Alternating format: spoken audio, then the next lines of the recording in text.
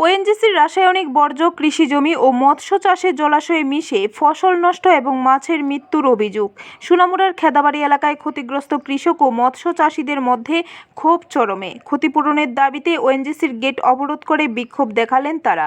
সোনামুড়া মহকুমার খেদাবাড়ি এলাকায় ওএনজিসির ড্রিলিং কাজকে ঘিরে নতুন করে বিতর্ক।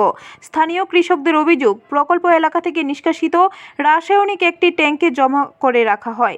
সম্প্রতি বৃষ্টির জেরে সেই ট্যাঙ্ক উপচে রাসায়নিক মিশ্রিত জল কৃষি জমিতে ঢুকে পড়ে।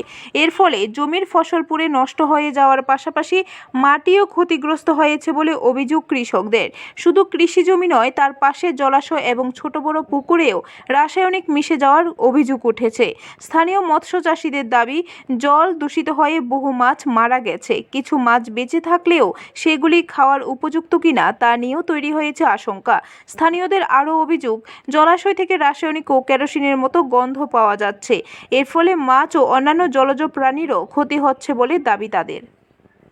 অনেক কত হাজার কানি অনেক কিছু দেখতে আছেন আমরা মিডিয়ারা। এইখানে ওএনজিসির যে কেমিক্যাল আইয়া যে একটা অবস্থা, গাছ পর্যন্ত জ্বলে গেছে।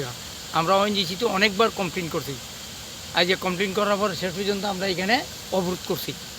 তারা কইতে আছে উপর লেভেলে কথা কইব, উপর লেভেলে এর এক গত সপ্তাহ তারা এখান থেকে পঞ্চায়েত বডিও তার লগে কথা কইছিল, আবার ডিএমের কাছেও তারা কাগজপত্র সই করে আনতে দিচ্ছে। কেন ওএনজিসির কোনো হেল্প তুলে নেই। তারা যে মানে আমরা যে একটা ক্ষতিপূরণ দিবে এইভাবে ক্ষেত্রে নষ্ট হয়েছে, তারা কোনো কথাই কইতে আছে না ওএনজিসি।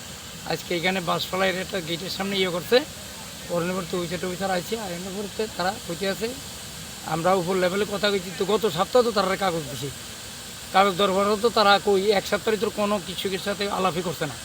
আলাপ না করে আজকে তারা এখানে রাস্তা অবরোধ করা হয়েছে। ব্যুরো রিপোর্ট, খবর ত্রিপুরা।